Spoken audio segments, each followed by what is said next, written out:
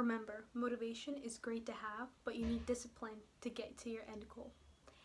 Hey guys, welcome back to my channel. I know it's been a while, but here I am, and this is this week's topic.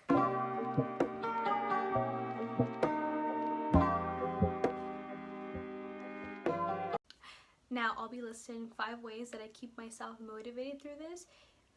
Please understand that I've been doing this for 6 months now, and it hasn't gone any easier every single week or day that I'm on it. But these are some of the things that I do in particular to keep myself motivated, and I want to share them because maybe they'll keep you motivated as well, or it's going to cause you to think about what keeps you motivated, or it's just going to give you a different perspective on my fitness journey. Anyways, don't forget to like, comment, and subscribe after you've seen this video, and please let me know what keeps you motivated. Is it any of the things I listed? None of the things I listed? I'm all ears. Anyways, let's get started.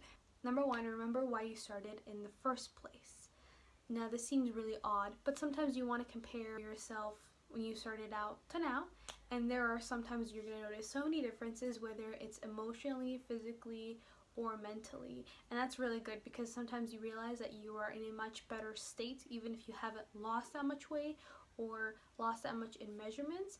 But that's going to keep you motivated to reflect and think, if I feel so much better now that I've gone through all this, imagine maybe a couple months down the road or a year down the road, how good you're going to feel. And that keeps me motivated to continue because I want to feel better and I like feeling better. Number 2, follow people on social media that inspire you. Find a favorite YouTuber, a favorite Instagrammer, someone on Facebook that you feel like you can relate to, whether they're on a similar weight loss journey or not. That helps you. For me personally, I like to think that they're joining my weight loss journey or I'm joining their weight loss journey, and then I get to see and learn new things, whether it's new workouts, new kinds of food to make. And as always, I like to learn, so I like to see what different things work for different people. Not only that, but they also make me kind of compare my journey to theirs, and not in a negative way, more so that I like to look at their life circumstances, because some YouTubers or some Instagrammers are very open about what happens in their life. And if I can see that despite all these things that happened in their life or are happening in their life, they're able to make such a change for themselves, then I think if they can do it, I can do it. And I like to think that they kind of make me challenge myself more, because if they have all these obstacles against them, then I should be able to do it no problem.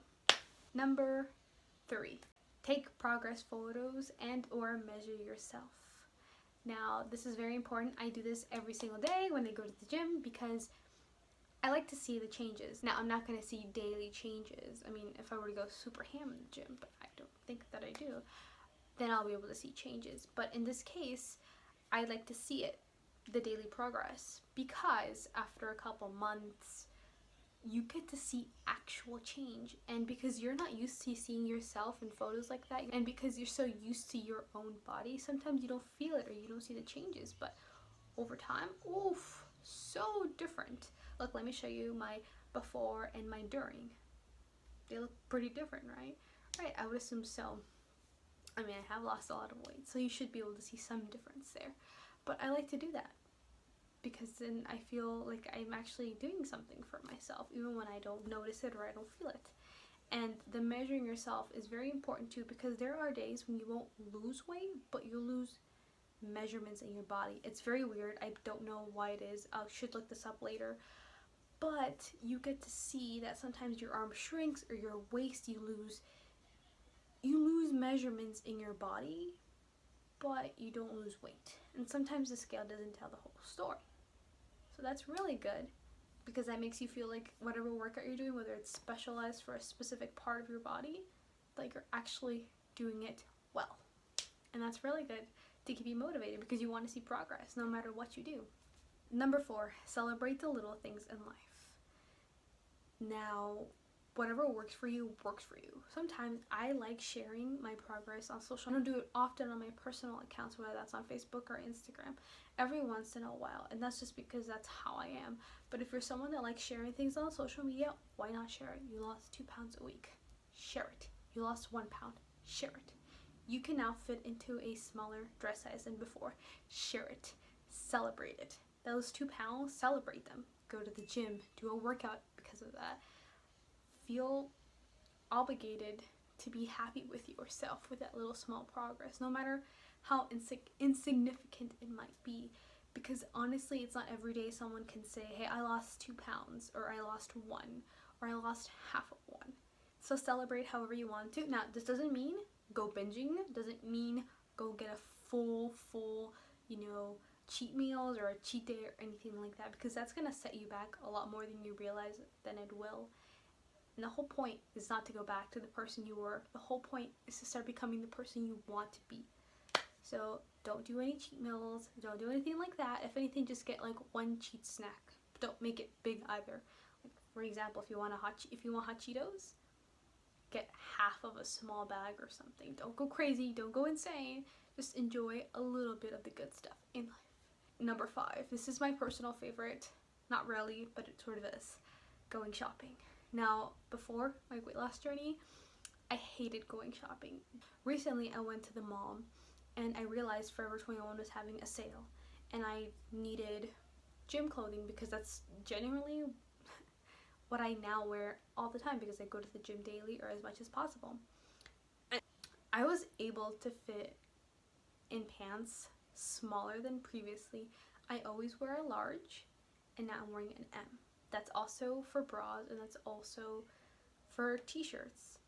And you guys don't understand how amazing that felt for me, because I've always been stuck in larger sizes.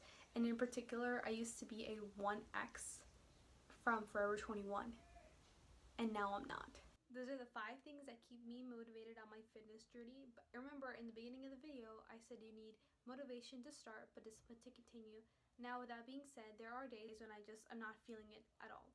But I still go to the gym. I still do at least an hour, whether it's cardio, whether it's weights or anything, or any sort of combination. Because the truth is, motivation is not always going to be there.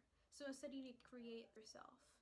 Kind of like a one-on-one meeting that you can never, ever, ever miss. Right? So just go to the gym, even if you're not feeling it. What I usually do, which is why I added it to my list, I change my routine.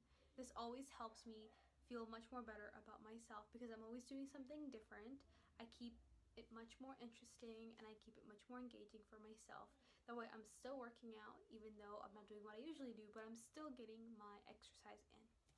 That'll get you closer to your goal. Anyways, thank you guys so much for watching. Don't forget that I expand on all my points in my blog listed down below. And look forward to next week's video where I'll be talking about the Fed Up documentary. I will link a trailer down below so you guys can get in kind of an idea of what the documentary is about. And I look forward to having a really good discussion with you guys next week. Bye!